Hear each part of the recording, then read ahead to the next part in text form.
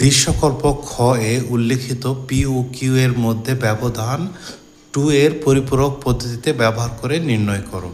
P হলো 57 অক্টালে দেওয়া আছে, 5 এর অক্টাল মান 3 বিট বাইনারি 101, 4 আর যোগ করলে 5 হয়। আর 7 এর বাইনারি 7 অক্টালের বাইনারি 3 বিট 111, 1 যোগ 2 যোগ 4 7 হচ্ছে। তাহলে আমরা যেহেতু এটা 6 বিট আছে, 3 3 6 বিট, আরও দুইটা সামনে যদি দুইটা জিরো নেই তাহলে 8 বিট রেজিস্টার হয়ে যাবে। তাহলে 00 101 111 এটা হলো বাইনারিতে। আবার এখান থেকে যদি আমরা ডেসিমেল করতে চাই তাহলে এই 1-এর উপরে 1 2 4 8 16 32 64 128, এই 1-এর নিচে উপরে যে সংখ্যাগুলো আছে এগুলো যোগ করলে 32 আর 8 যোগ করলে হয় 40, 4 44, 2 46 আর 1 47, তাহলে 47 ডেসিমেল। আর কিউ হলো 30 হলো ডেসিমেলে আছে।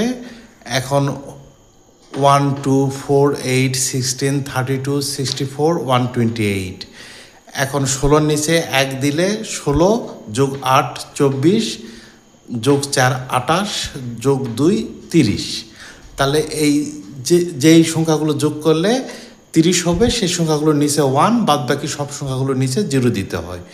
তাহলে 30 ডেসিমেলের 1-এর পরিপূরক যেখানে 0 আছে সেখানে 1 বসবে, যেখানে 1 আছে সেখানে 0 বসবে। আর 2-এর পরিপূরক করতে হলে এর সাথে 1-এর পরিপূরকের সাথে 1 যোগ করতে হয়, 1 যোগ করে দিলেই 2-এর পরিপূরক হয়ে যায়। আর 2-এর পরিপূরক হলো -30 10-এর ডেসিমেলের মান 110 আর এই হাতের 1 এখানে, তারপর 0 0 0 1 1 1।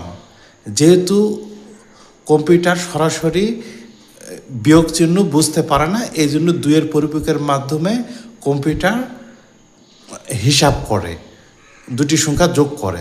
যেমন হলো 47 ডেসিমেল প্লাস -30 ডেসিমেল, এই দুটার যোগফল কম্পিউটার প্রথমে +30-কে -30-তে এদের 2-এর পরিপূরকের মাধ্যমে রূপান্তর করে তারপর এই দুটার বাইনারি যোগ করবে।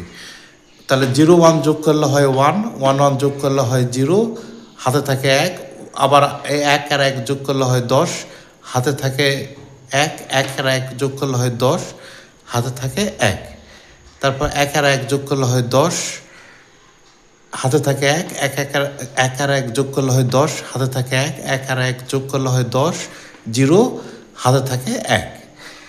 এই 8 বিট রেজিস্টার, এই 9ম বিট হলো ক্যারি বিট, যা বিবেচনা করা হয় না। অতএব পি ও কিউ এর মধ্যে ব্যবধান 2-এর পরিপূরক পদ্ধতিতে 1 0 0 0 1। এখন 1 2 4 8 16 দিয়ে আমরা ডেসিমেলে নিতে পারি, তাহলে 16 আর 1 যোগ করলে হয় 17।